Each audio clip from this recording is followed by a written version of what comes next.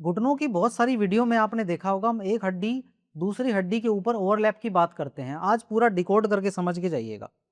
दोनों पेशेंट हैं, हमने लिए हैं, दोनों को, एक को दर्द है, इनको दर्द नहीं है। दूसरी महिला जो पेशेंट है उनको दर्द है।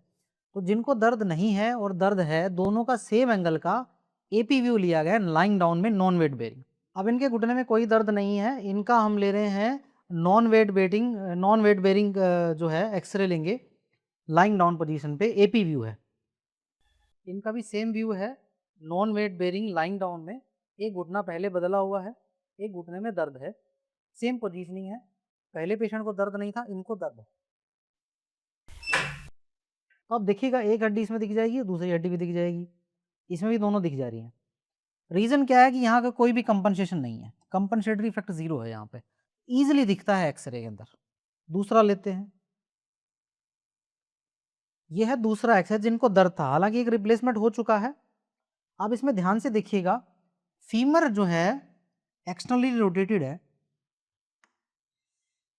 आपको लेटरल कॉन्डाइल दिखेगा तो फीमर एक्सटर्नल रोटेटेड गई है, और टीबिया जो है वो ज़्यादा इंटरनली रोटेटेड है। अंदर ओस्टिफाइड बने हुए हैं मीडियल कंपार्टमेंट में, लेटर कंपार्टमेंट भी ओस्टिफाइड बने हुए हैं। एंकल इन्वर्जन में है। नट सेल में टोटल इफेक्ट क्या आएगा, आपको ये हड्डी सुपर इम्पोज करती हुई दिखाई देगी। ये कंपनसेटरी इफेक्ट है टाइप 3 में। हड्डी कहीं नहीं गई, हड्डी वहीं पे है, सेम एंगल सेम एक्सरे है, बट दर्द की वजह से पोजीशनिंग फॉल्ट है पेशेंट का, और उसकी वजह से कैप्चर नहीं कर पा रहा है एक्सरे।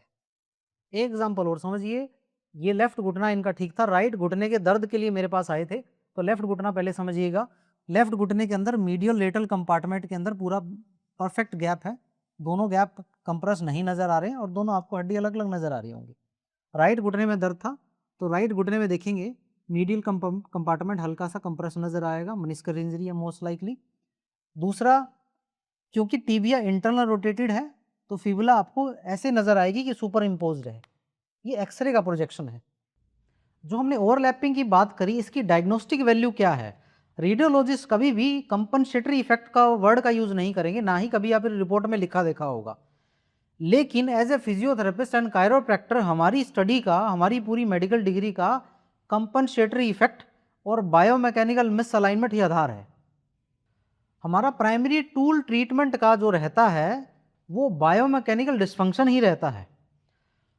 बहुत सारे मामलों में लिगामेंटल स्ट्रेन, किसी भी तरीके की माइनर इंजरी या मेनिस्कस टियर होता है, या और किसी तरीके का स्ट्रेन होता है घुटने में, पेशेंट को कोई दर्द नहीं होता, लेकिन उसको अंदर इंजरी है।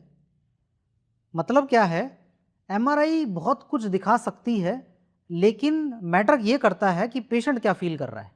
अब कंपनसेटरी इफेक्ट दो तरीके के होते हैं, प्राइमरी कंपनसेटरी इफेक्ट और सेकेंडरी कंपनसेटरी इफेक्ट।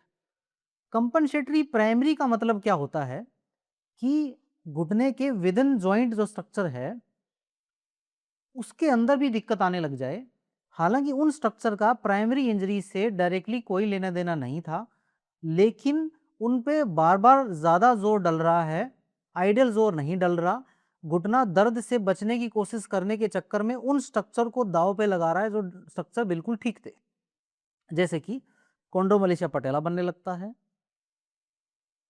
घुटने के पीछे कोप्लिटियल एरिया उसमें दर्द होने लगता है, घुटने के अंदर का स्क्रू होम मैकेनिज्म जो है वो डिस्टर्ब होने लगता है, उसकी बायोमैकेनिक्स खराब होने लगती है, घुटने में स्टिफनेस, जकड़न आने लगती है, खड़खड़ की आवाजें आने लगती हैं। बेसिकली घुटना दर्द से बचने की कोशिश कर रहा है। अब दर्द से बचने की कोशिश में घुटना क्या कर रहा है, ज्यादातर मामलों में अंदर की तरफ दर्द होता है, 99% मामलों में घुटने के मीडियल कंपार्टमेंट कोलैप्स होने लगता है। तो इंसान क्या करता है, जब चलता है तो इस पे अंदर की तरफ वजन डालने से बचता है। तो जैसे ही चलेगा तो हल्का सा वजन जल्दी से दूसरे पे डाल देगा, इसको बोलते हैं एंटाल्जिक गेट। एंटाल्जिक गेट के चक्कर में होता क्या है, ये घुटना तो जिसमें दर्द है वो तो सही है, लेकिन जिसमें दर्द नहीं है उस पे भी जोर डाल डाल के दूसरा घुटना भी खराब होने लगता है। इसको कहते हैं primary compensatory effect. Secondary compensatory effect यानी वो स्ट्रक्चर भी खराब होने लगते हैं जो घुटने के साथ इनडायरेक्टली जुड़े हैं काइनेटिक चेन के थ्रू।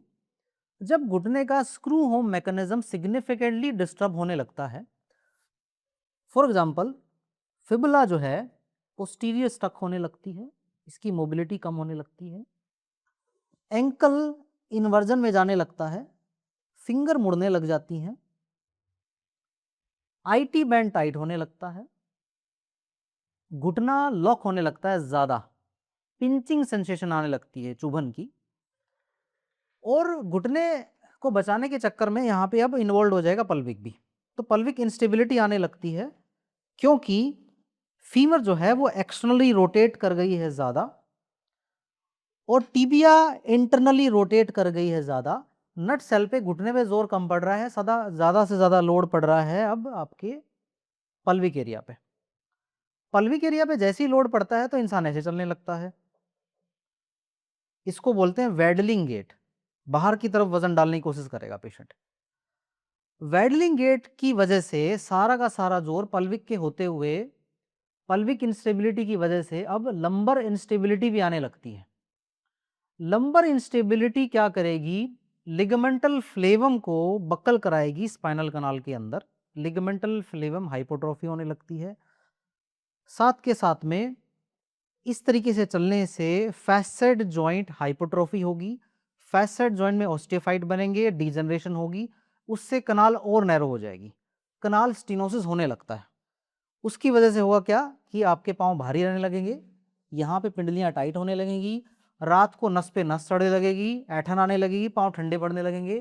थोड़ी देर चलोगे फिर या तो ऐसे झुक जाओगे या फिर बैठ जाओगे, फिर थोड़ा चलोगे फिर बैठ जाओगे।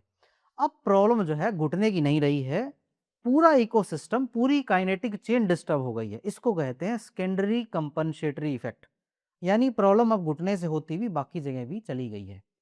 सेकेंडरी कंपनसेटरी इफेक्ट में टीकेआर में थोड़ी कॉम्प्लिकेशंस भी आने लगती हैं, जैसे कि हमने वो एक्सरे डिस्कवर किया था, उनका एक घुटना रिप्लेस हो चुका है लेकिन दूसरे घुटने में भी दिक्कत है, बिकॉज स्टीनोसिस की वजह से जो कार्डिसेप्स है वेट ही नहीं ले पा रही है, बकल कर रही है, घुटना फिसल रहा है, कंट्रोल कम है, तो घुटना बदलवाया गया था चलने के लिए बट चला तो नहीं जा रहा।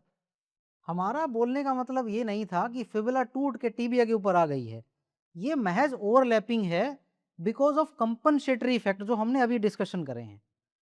ये बात कुछ लोगों के समझ में अच्छे से नहीं आती है, लेकिन जो एक्सपीरियंस डॉक्टर है, समझदार डॉक्टर है, सीनियर डॉक्टर है, उसको पता है कि ये कंपनसेटरी इफेक्ट है महज, रादर देन एनाटॉमिकल चेंजेस।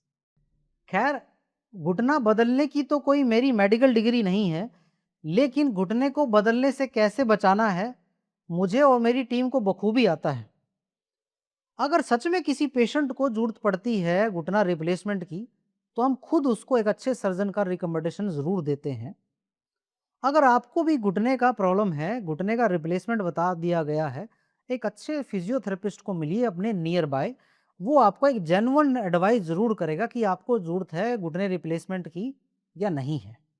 और मेरी टीम आ रही है लखनऊ, बनारस, देहरादून और बरेली में, स्क्रीन पे दिए हुई वो डिटेल। अगर आपको भी इस तरीके की सर्जरी रिकमेंड करा गया है, आपकी ज़िंदगी आसान करने के लिए हमारी टीम आ रही है आपके शहर में, दिए गए नंबर पे संपर्क कर रहे और अपनी ज़िंदगी को आसान बना लें।